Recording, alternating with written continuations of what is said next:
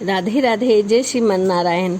आपके अपने YouTube channel प्रेम भक्ति में आप सभी का तहे दिल से स्वागत है। और चलिए आज हम जानेंगे राधा नाम की क्या महिमा है। तो चलिए कथा के माध्यम से मैं आपको बताती हूँ कि राधा नाम की क्या महिमा है। तो चलिए कथा को शुरू करते हैं। दीनदयाल नाम का एक व्यक्ति था जिसके रुई के बहुत बड़े बड़े कारखाने थे और उसकी रुई इतनी कोमल थी कि दूर दूर से लोग उसकी रुई को लेने आया करते थे ताकि वह अपने घर में बिछा सके तथा गद्दे और रजाई बना सके। तब उसकी रुई से सभी उसकी रुई से ही बनते थे। उसको अपनी रुई के कोमल होने का बहुत ही अभिमान था। इससे ज़्यादा कोमल दुनिया में कोई भी चीज़ नहीं है, मेरी रुई सबसे कोमल है। उसको इस प्रकार का अभिमान हो गया था। सब देश का राजा था जो उसके महल में जो भी बिछौने बिछे होते थे वह भी इसी के रुई के बनाए होते थे। और राजा दूसरे नगर में रहते थे, वह भी इसी रुई के बनाए अपने घर में बिछौने और गद्दे बनवाते थे। दीनदयाल की पत्नी जो कि किशोर जी की बहुत ही बड़ी भक्त थी, वह किशोरी जी और ठाकुर जी को अपने मन और मंदिर में बसा रखा था।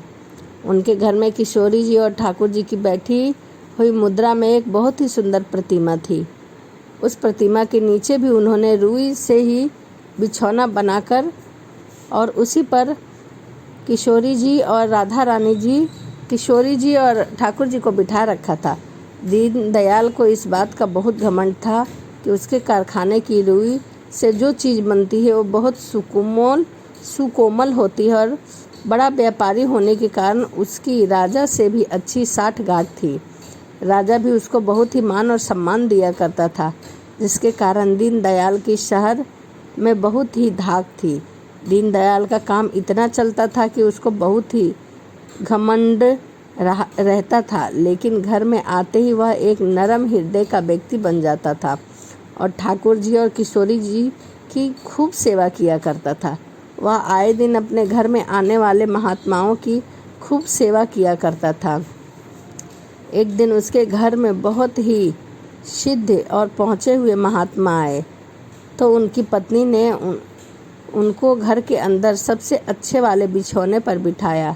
तभी दीनदयाल भी आ गया और आकर महात्मा जी के चरण छूकर कहने लगा, महात्मा जी, इस बिछौने पर बैठकर आपको कैसा लग रहा है? महात्मा जी कुछ नहीं बोले। फिर दीनदयाल जी ने दोबारा यही प्रश्न पूछा कि महात्मा जी, आपको इस सुकोमल बिछौने पर बैठ के कैसा लग रहा है? दुनिया में सबसे कोमल बिछौना है, जिससे ऊपर कुछ भी नहीं है। इस पर बैठकर आपको कैसा लग रहा है? महात्मा जी आंखें बंद करके बोलने लगे, सुकोमल तो बस। फिर थोड़ा रुक कर बोलो, सुकोमल तो बस, इसके आगे कुछ ना बोले और आँखों से आंसू भरकर झरझर रोने लगे। सुकोमल तो बस, इससे ज़्यादा और कुछ ना बोले।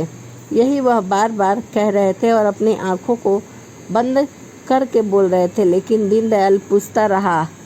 महात्मा बोले कि जैसा ऐसा लग रहा है, जो आंखें बंद करे और आंखें खोले तो बस आंसू ही निकल रहे हैं। सुकोमल तो बस वही है। तो दीनदयाल को इतना गुस्सा आया कि मेरी रुई से बने बिछौना से सुकोमल अधिक और क्या हो सकता है? कुछ दुनिया में ऐसा है? तो वो आग बबूला हो उठा और गुस्से में महात्मा जी को उठाकर धक्के मारता हुआ घर से बाहर निकाल दिया। और महात्मा जी बोले, क्या यही सबसे कोमल है? तो महात्मा जी कुछ न बोले, बस यही बोलते हुए आंखें बंद करके कि कोमल बस यही है। तो वो राजा के पास गया और कहने लगा, राजा जी, क्या जो मैं आपके लिए, आपके महल के लिए रुई से बने बिछौने लाता हूँ, उससे कोमल दुनिया में और कुछ है? तो राजा कहता है, ना, इस सारी दुनिया में कोमल कुछ नहीं हो सकता। लेकिन जो महात्मा जी थे वह तो बस यही कह रहे थे, कोमल तो बस यही करते रहे। तो दीनदयाल ने अपने आप समझ गया और राजा जी बोले कि राजा जी देखो, नास आपका अपमान कर रहा है, मेरा भी अपमान कर रहा है। राजा को भी इस बात का बहुत गुस्सा आया और उसने उस महात्मा को धक्के मारकर शहर से बाहर निकलवा दिया। लेकिन उस महात्मा को कुछ नहीं पता था कि वह आंखें बंद करके अपनी ही धुन में मगन बस यही बोल रहा है कि सुकोमल तो बस सुकोमल, आगे की बात किसी ने नहीं सुनी, इससे अधिक क्या। उधर किशोरी जी अपने भक्तों की ऐसी दशा देखकर आंखों में आंसू लेकर और मुख पर करुणा की बजाय मुख पर तड़प थी, तो उनको देखकर ठाकुर जी भागे भागे और कहने लगे, राधिका क्या हुआ, आज क्या हुआ, तुम्हारे मुख पर करुणा की जगह पीड़ा क्यों है। तो कहने लगी, देखो मेरे भक्त का क्या हाल कर रहे हैं।